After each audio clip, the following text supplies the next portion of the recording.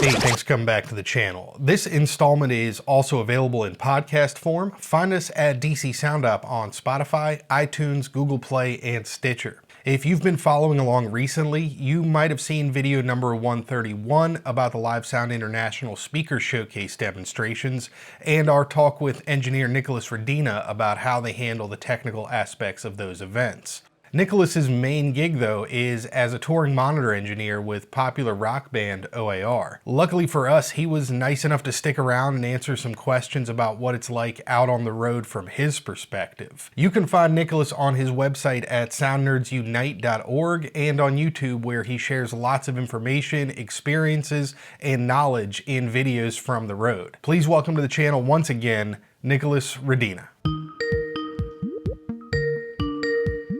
Hello. So, remind me where you live. I'm in Washington, D.C. I was just there yesterday. Were you really? I was doing a gig with O.A.R. at the Marriott downtown for the Leukemia Ball. So, what are we talking about? You're back home in Cincinnati? Yeah, for 2 more days, and then I'll leave again. So I got home yesterday, and then I leave on Thursday. Is that for another part of another O.A.R. day? No, this is actually a corporate. So I work for a couple different corporate companies actually out of the area, Cincinnati here in northern Kentucky. I mean, I don't ever work for them in the city, but they do a lot of stuff outside of the city. So this is just a week-long corporate thing in South Carolina. They have some pretty large clients. So, we're in Vegas a couple times a year doing the arena there and whatever, the usual big ballroom corporate gigs. Out of your year, what percentage versus corporate or other type of work does touring actually make up as somebody that tours regularly?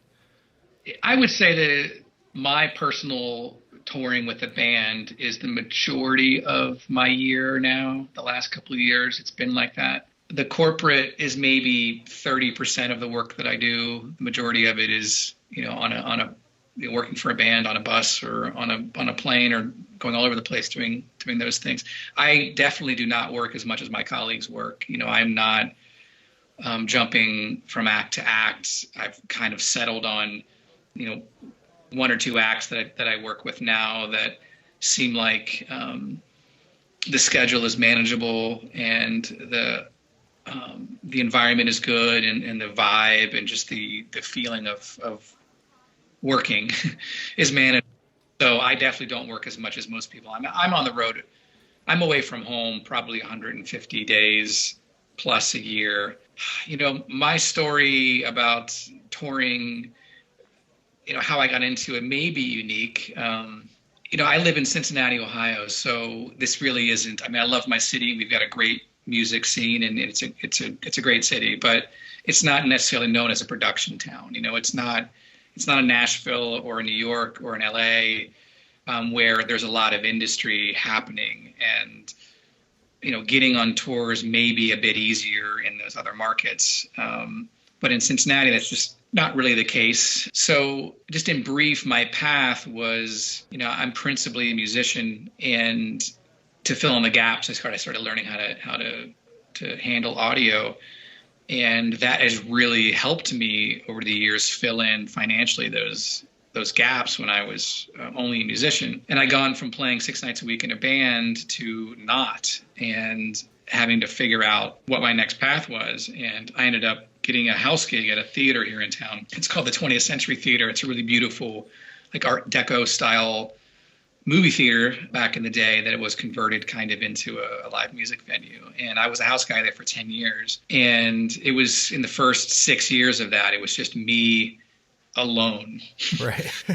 I was there at whatever in the morning, helping load in if it was a national act or whatever, doing all of that, mixing openers, whatever it is. Everything's from front of house, no monitor console, no monitor guy, no lighting guy, no crew, and then doing all these different events, not just touring stuff, but also, big local events, weddings, corporate events, things like that. But it was all me, which gave me the opportunity to come in there on dark days and just break stuff, right. Figure things out and try to figure out, how do I do this and how do I get better at this and all of that. So we had an act there's a local act in Cincinnati that it's a national, well, actually it's a internationally renowned band. They're called Over the Rhine. It's a husband and wife duo. Great, great band. Great, very, very talented. Great songs. Great people. But they just happened to be from Cincinnati, and they were doing 2 nights at the 20th Century Theater, and I was the house guy. That gig, they brought in a monitor console, and I was the monitor guy for those 2 nights. After the first song of the sound check, I knew that I would be working with this band. I just knew it. It so good, and the people were so great. And as a musician, I was inspired by what they were doing. Because as a sound person, and if you're a musician, it's difficult sometimes to kind of get through the super, super mediocre or just the bad band. It's where there's nothing you can do as an engineer to make it any better. And so in this situation, it was really, really refreshing to see that. And after the second night, the singer came up and asked if I would be interested in touring with them that next touring cycle. They have a new record coming out a couple months later. And I said, yeah. And prior to that, I'd done a fair amount of touring in a van with a band, with my own band, but not with an act that was established and working at that level. And I took the gig. I had to get out of all this work at home and find subs for my house gig and all the music gigs I was doing, all this stuff. I got all that worked out. And then a couple weeks before the tour manager calls me and just says, we don't really have enough money to hire a monitor engineer and a merch person. And this is like after I'd already got out of all this work. And he just offered, he said, do you want to do merch? And when there is a monitor console, do monitors. And, I don't know if I thought about it for much or not. I just knew I was going to say yes. And I said yes. I knew nothing about merch other than where the table is at the venue. So I got with some people that have done it before for them. And I just researched a bunch and dove in and tried to learn as much as I could about it. And then, got on a plane and met him in Seattle and started this thing. And 4 or 5 days into the tour, there was a personnel change, and I was offered the tour manager job in addition to my other responsibilities, in addition to merch, in addition to being the monitor guy when appropriate. And I knew nothing, once again, about being a tour manager either. But I knew that I just wasn't going to say no. I just had faith in myself that I could figure it out. And I knew that it wouldn't be, the expectation wasn't going to be, okay, you're a tour manager now, be a tour manager. We expect this of you and this of you and this of you. I dove in with the same excitement as learning how to sell a t-shirt, and just trying to figure out as much as I could, working with management, working with the band. And because of that decision, I was able to parlay that gig into eventually, 7 years later, playing with the band, being a multi-instrumentalist musician in the band. And I had gone from tour managing them, front of house for them, monitor guy for them, merch for them, everything. Many, many, many, many miles of driving a van, and a train, backing up lots of trailers, but then musically getting to a point where I was able to contribute musically to them. And I tell the story because in that environment, I could have said no. When they said, do you want to go sell t-shirts? And I wanted to go turn the knobs. And absolutely, way back then, I think I was being paid maybe $500 a week or something. And I was working 20 hours a day. It's like you're working all the time. Yeah. But I never even thought about or even considered the money side of things other than the fact that it was consistent, which I maybe wasn't having in my life at the time. But I knew that the value of learning and just doing the gig was going to pay off for me later in my life. That I can't just read about being this and then be that and demand money when I don't have any experience. So huge learning experience for me. And I'm grateful for them for giving me the opportunity and trusting me with those responsibilities. We were talking about your getting out on tour and keeping an open mind. You kind of signed up for one thing and it went a different direction and you just went with the flow and kept the bigger picture in mind. So that's, I think that's really great advice. I don't know if I realized it at the time, and I think it's just important to just trust yourself and have confidence in that side of it, especially if you get in an environment where there is you're helping them out of a bind also. They're helping you gain experience and you're helping them by maybe doing it for less. And I think in the early days for when you're building your career, you really need to pay attention to the money side, not in the side where I have to make this much money in order for me to walk out of my house and do a gig. You don't really have that luxury when you're building your career. You have to get experience. And if you only think about money, you're not going to get the experience that you need. I had a question come in the other day from YouTube or somewhere, just asking some advice on money. And, they wanted to renegotiate wherever they were working. And he said something along the lines of, well, the internet told me I should be making this. Uh-oh. And I thought, everybody has a baseline, but honestly, I don't think I've ever gone into a situation thinking about the money side first.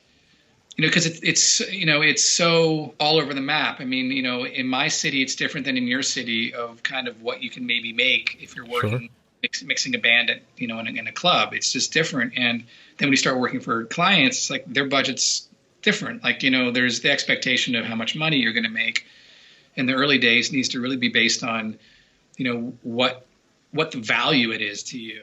If I go back to that story of working with Over the Rhine, if that would have been a different scenario where maybe the group wasn't organized at all and they didn't appreciate me and they didn't pay me on time and it was a very, very difficult environment, I probably would have said no to selling the shirts, or I would have said no to being the tour manager because I knew that I wouldn't have had that support and I wouldn't have seen it as an opportunity to grow. I would have seen it as an opportunity to get frustrated.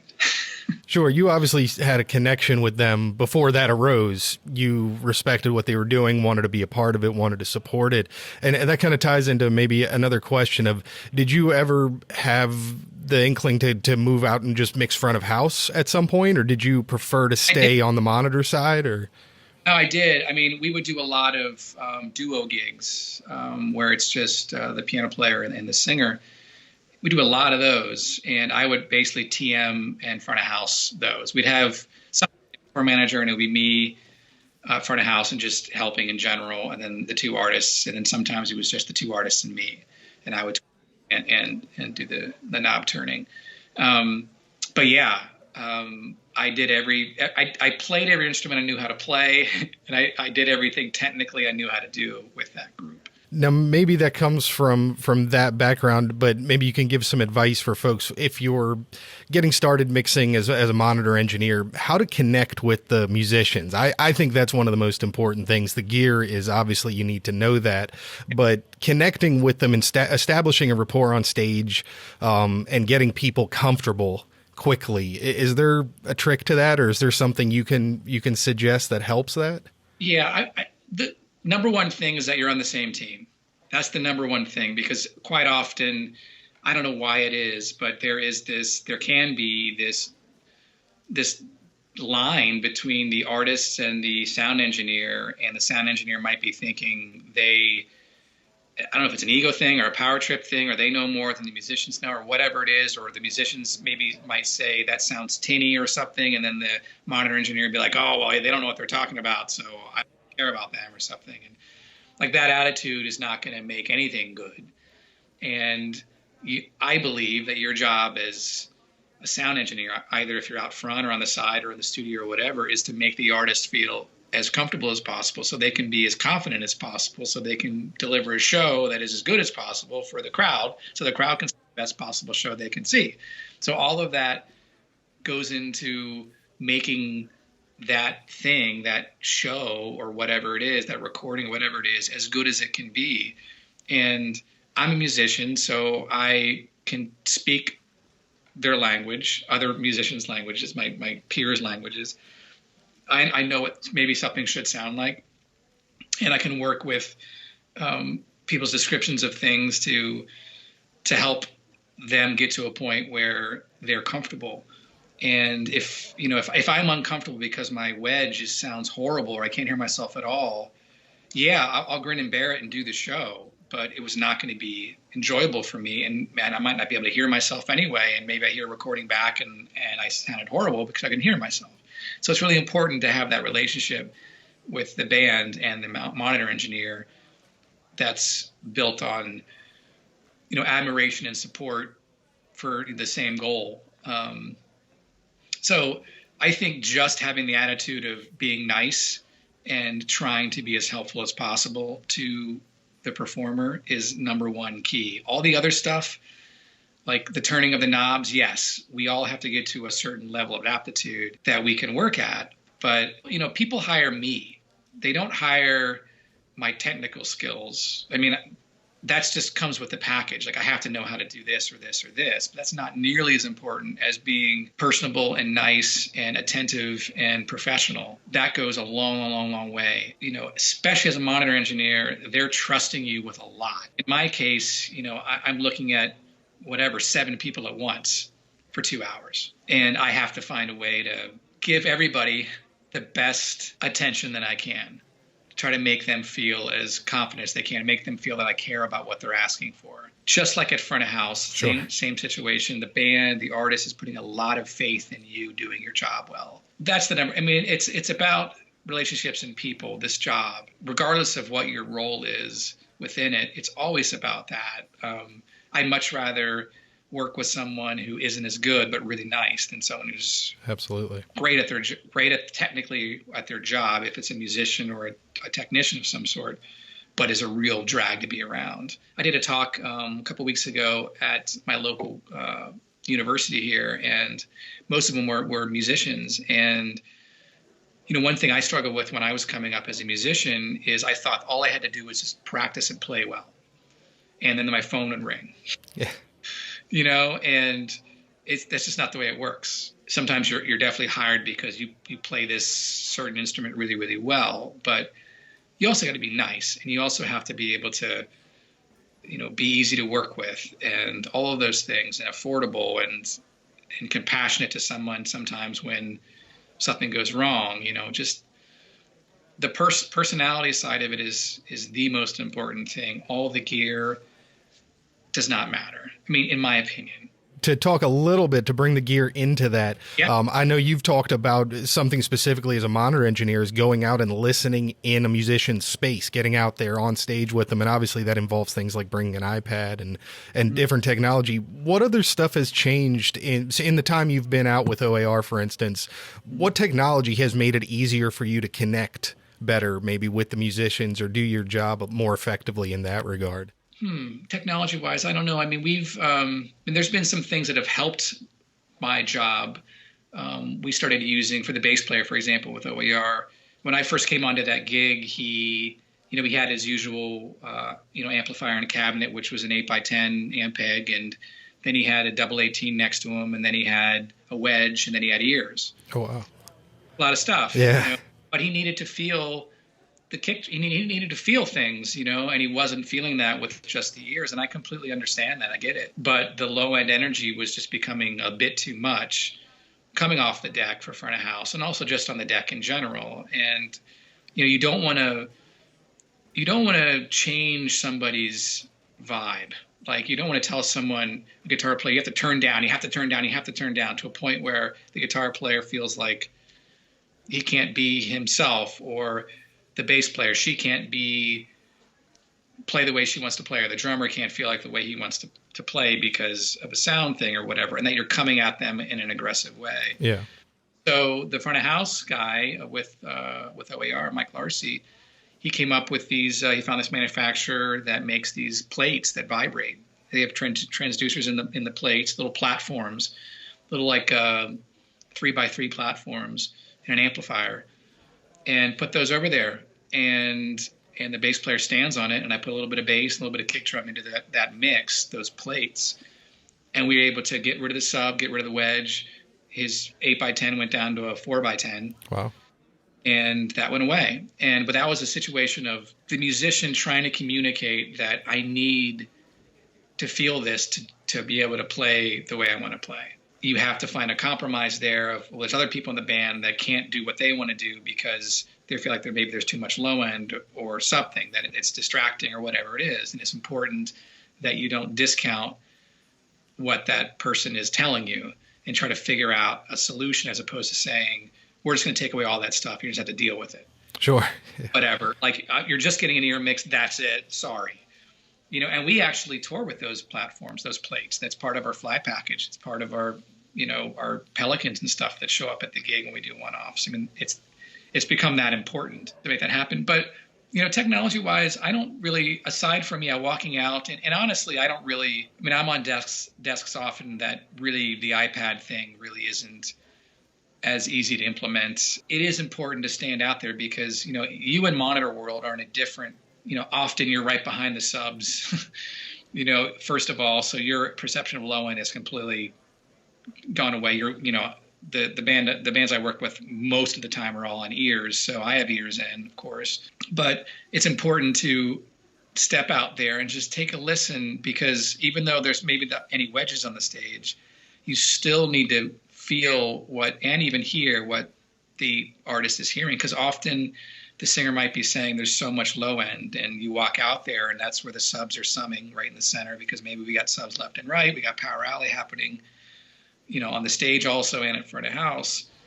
And that's something to consider. And that's a situation where, okay, well, yeah, I hear that. Yeah, I don't hear it 3 feet away from you to the side, but I sure feel it now where you're standing. So that ability to go out there and give someone a minute of your time and be focused on them and try to figure out what's happening can go a long way in their confidence of you and their confidence of themselves. This video is made possible in part by our good friends at Electro Sound Systems. If you want to see what goes on at a real working live sound shop, their YouTube channel is for you. In the shop, on the job, and on the workbench, they're taking you along for the fun at electrosoundsystems.com. I know you've mentioned before that you obviously keep your packs in mix mode so you can jump around into other people's mixes and things like that. What wireless gear are you typically using or requesting these days on like fly dates? Is there stuff that's kind of bubbled up to the top of your list over the years of touring now? Yeah, I mean, it's kind of standardized, in my world, like, PSM 1000s are kind of or 900s, but most of the time it's PSM 1000s, sure, PSM 1000s for ears is kind of, that's what we request absolutely first. And then behind that will be a Sennheiser unit. So from the ear side, that's what we're using. And then input side, the band does, I believe, have an endorsement with Shure. So we try to use as much Shure as possible. And, they make great stuff. So from input side, a lot of UR4Ds sure. Still, because a lot of the straps and stuff are already kind of made for a UR pack. Yeah. And URs I think are great, but then we're using a lot of Axient now also. So yeah, wireless wise, I mean, I spend probably 80% of my day prior to the band check dealing with RF, right. And that's my world. I mean, I really feel like I have a pretty good grasp on how to manage it, and situations come up when I do fly dates, and I very quickly can know by asking a couple questions to the local sound company if they have a good grasp on wireless or not. And all the time now in my career, I never leave it up to somebody else to do my coordination. Because at the end of the day, if the coordination isn't right and I have a dropout and a dropout and a dropout or an issue, the band's looking at me and I can't say it was him. Yeah. He's the one that gave me the frequencies, so I'd rather take that responsibility away from them, put it onto me, because I have enough confidence that I can not have an issue as little as possible. Sure. Or as often as possible. Things do come up, but in general, I take it very seriously. I use all the tricks I know, to make things work. But, there's a lot of misconception in the industry, even at high levels with high techs, that maybe don't understand truly what's happening and why things are happening. I mean, often I'll see, RF levels just through the roof, like 100 milliwatts on lots of stuff, and antennas that are set incorrectly, or antennas that are in the wrong position, or super long coax runs, all these like fundamentals of RF, and then the coordination side that I don't think is understood very well. So that's, my goal with Sound Nerds Unite and the videos that I do. I'm trying to just like, this is what I do. This is my workflow. This is how I figure these things out. I want you to know as much as I do. Yeah. I mean, the only time I trust a coordinator is when there's a coordinator. When there is someone, like if I do sporting events and things like that, I'm definitely not getting involved in 400 channels of wireless, or what. Yeah. And that's what those people do. But if there's not a legitimate coordinator who their only job is to deal with that, the local monitor tech might have 8,000 other things I'm asking him to do.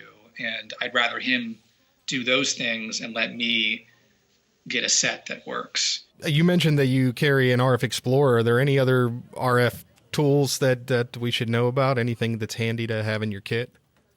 Yeah, I mean, the RF Explorer is a great unit. I know that RF Venue, people that make Vantage and lots of other products, they're coming out with kind of a souped up RF Explorer that's, I think the filtering on it's better, and it's just a more robust unit. It's still based on RF Explorer, but they're kind of coming up with something that's maybe a bit more specific for guys like me. But yeah, I mean, the things I use the most is I'll use inline BNC pads to pad down the incoming signal on the receiving side, because often the noise floor, either due to an LED screen or just the noise floor in general, might be kind of high. And sure.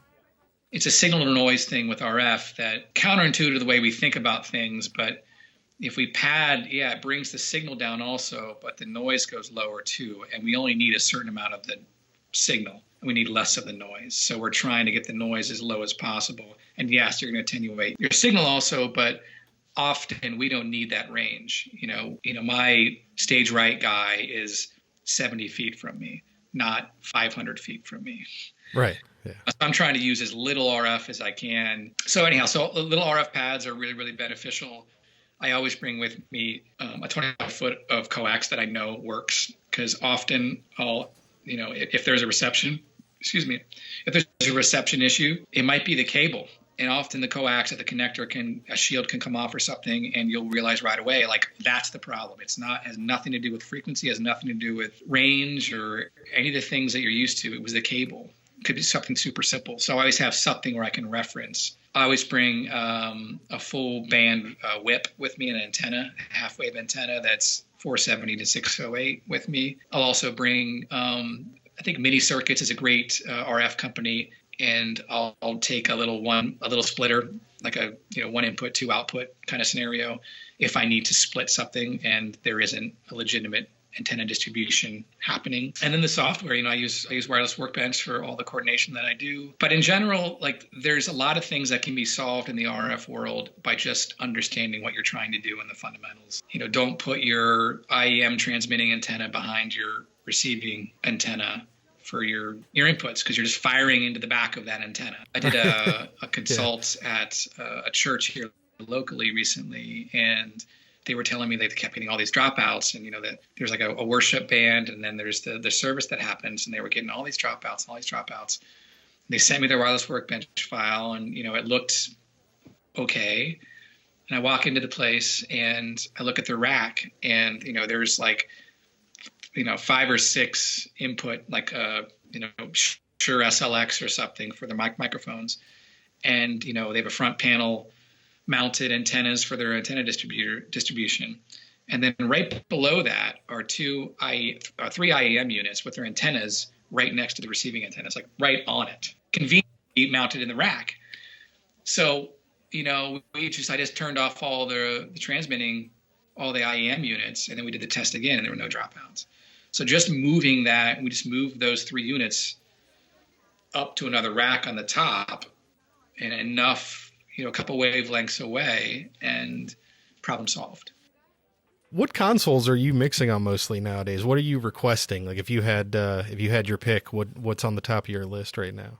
Well, I mean, my pick usually comes down with what I have a file for the artist that I'm working with. Like, when we do a summer tour or something where we're carrying control, Mike Larcy from ML Sound in Cleveland, he provides for O.A.R, and he's a Midas shop. So I'll either have a Pro X or a Pro 2 or something like that.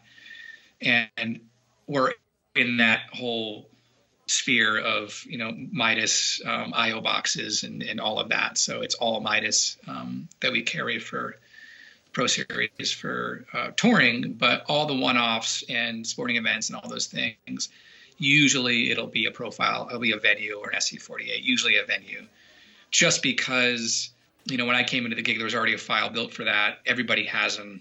Everybody knows how to use them. And it's just easier on a one-off to go with that. we did Summerfest last summer. That was, I think Digico was sponsoring the festival. So there was Digico consoles, and I'd never done this band on a Digi console before. I've used the consoles before, but never did the band on one. And I went to a local shop here in town that had one, and I just kind of built a file and just kind of hoped. On that festival, there was no sound check. It was just, we had a line check and we had time in the morning, but no band.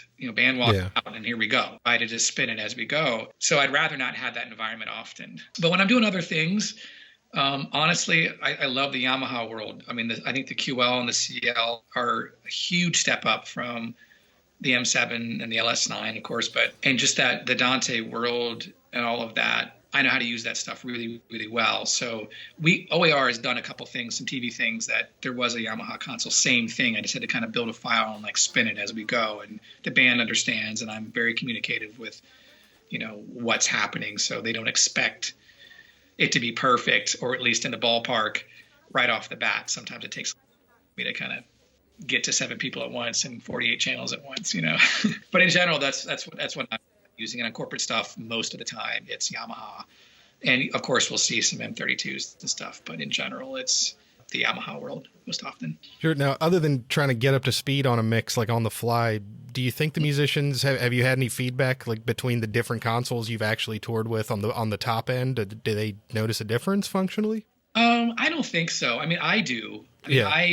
I notice, I think the Midas stuff sounds really good. I mean, when you turn the EQ on those Pro Series, it's legitimate. It really is accurate, but it just sounds good to me. But it can be a challenging console to be fast on. So I've had to kind of find out ways to make that work. But sonically, no. I mean, I think if there's so many things that factor into something sounding good that are so far beyond the console that you're using.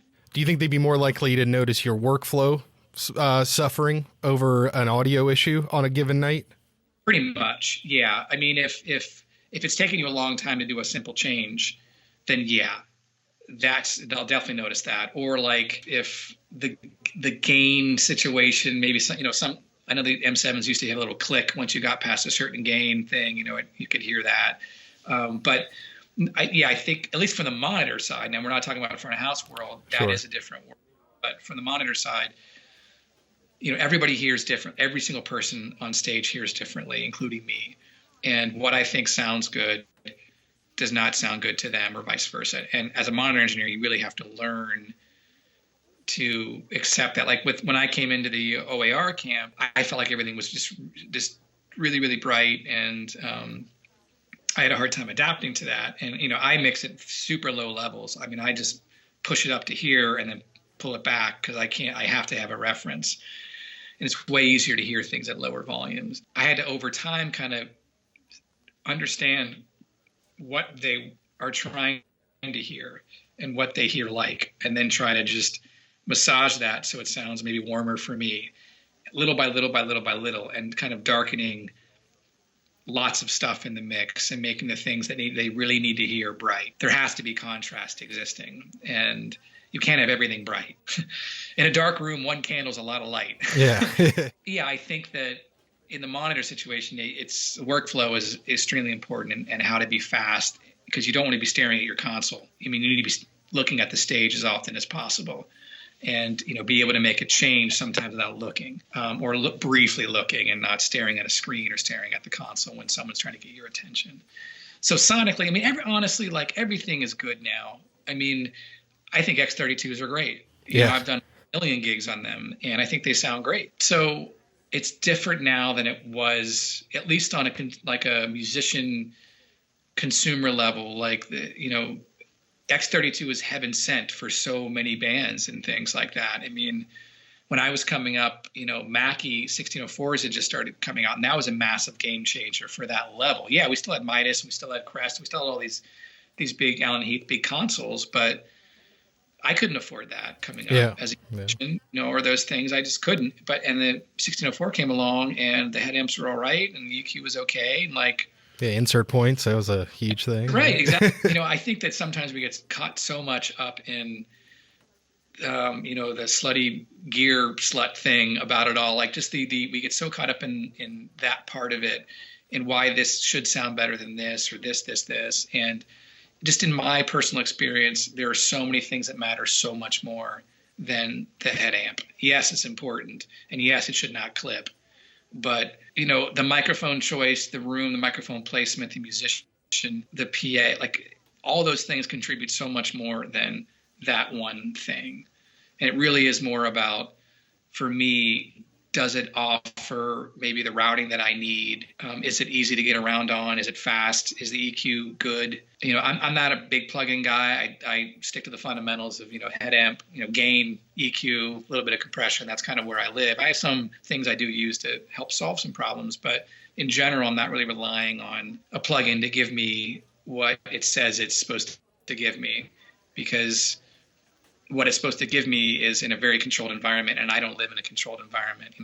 Livesound is definitely, it's all about compromises and trying to make the best out of something that's not ideal. And it's important to understand what those limitations are and be realistic about what you can expect from your stuff. My advice, I think a lot of the times, is to, focus on those fundamentals of gain structure, EQ, and compression and level, and get that right. And then pay attention to the microphones that you use and where they're pointing and where they're not pointing, and where the null of the microphone is pointing, where the rejection is. Those things can be just as important as this incredible preamp outboard piece of gear that you have that you're convinced is going to sound great. But if all of it's doing is providing makeup gain for on off-axis horrible mic, it's going to be like, everything is good now, I think.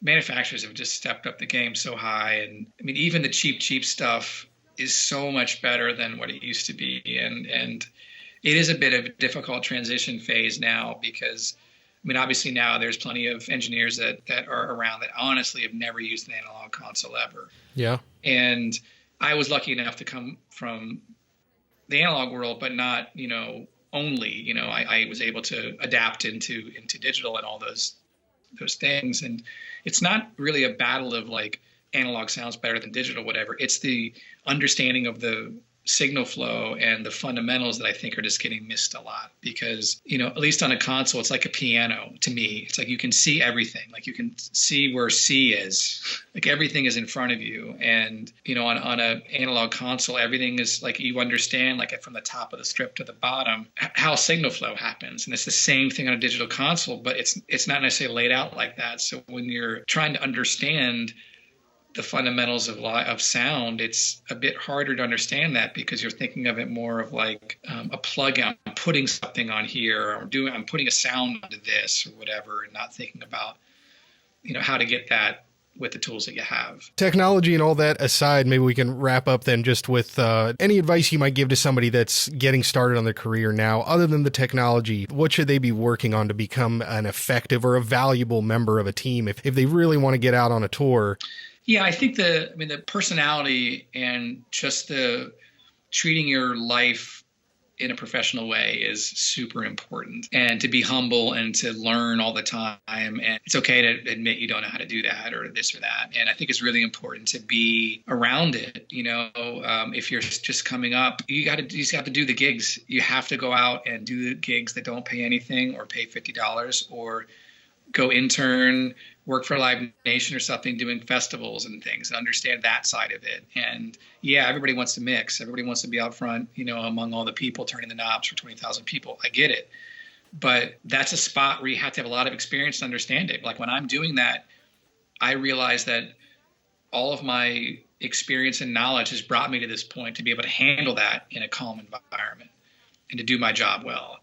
And there's a whole lot more to it than just knobs and things. So I would spend your time trying to network with people, step out of your comfort zone maybe, and try to be more personable with people and try to be as nice as often as possible and focus on the fundamentals, because there's plenty of gear I don't know how to use. I could figure out how to use, and there's definitely situations where I walk into a venue and I'm using, the house gear, and I may have never used that console before, but my questions are, where's the head amp? Where's the EQ? Where's the sends? as long as I know those fundamental things, I can mix on anything. Yeah, there's other things that would make it maybe more fun. And if you spend your time learning a console only, and then you go and you have to go mix on something else, you're kind of going to be in the weeds because you don't know how it, you have to use the things, but you know the fundamentals, and the manufacturers know that. Like, there's very few consoles that it's not apparent where things are, but you need to know where those things are to be able to do those things. So I wouldn't get super hung up on trying to learn every single piece of equipment. But when I went out on some of my first tours, I would look in, I think it was Front of House magazine at the time, maybe, and they had this spread of like who's on tour or whatever. And I probably still have it. I went through each one of those, tore out the page, and wrote down the monitor console, and then added them all up and figured out that I need to learn how to use a 5D. Right. Because I'm going to have to go use those, Yeah, no, that's great. That's great research. Yeah. Do it, but when people that are coming up get their chance to go out and maybe do a small tour with a band or whatever in a van, you're going to go to venues. There are going to be different consoles every night. Chances are now it's going to be a lot of M32s or X32s or whatever. But growing up, it was all over the map. I mean, I've got a picture that I still have from doing a tour in Alaska and in the middle of nowhere doing this gig. And there was this little Carvin mixer, and there wasn't enough inputs and outputs and everything. And I used every adapter I had. Right. To make outputs. And like, I took a picture of it. But that's the thing. Like, I'm in the middle of nowhere in Alaska. I can't go. I need a heritage. So that would be my advice. I mean, stop getting hung up on the gear. Focus on yourself, your confidence, your personality, your ability to work well with others, be professional. All those things stand out to me when I go to venues and there's younger people there that don't have that much experience, but they have that attitude. It completely changes my opinion of them in a good way.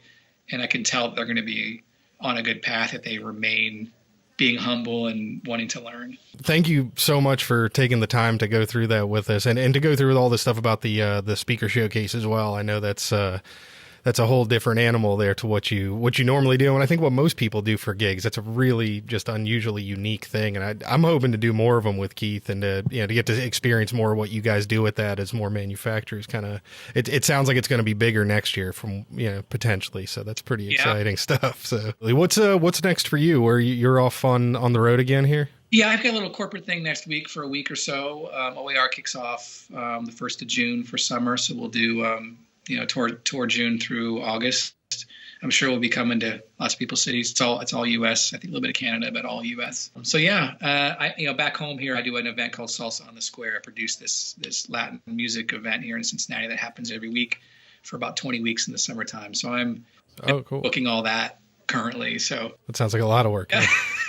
Are you providing the audio for that as well, or is that I created the event, so it happens downtown on Fountain Square here in Cincinnati, and it's put on in conjunction with an organization that owns the stage and the sound system, and the crew that I have down there now. They've been there.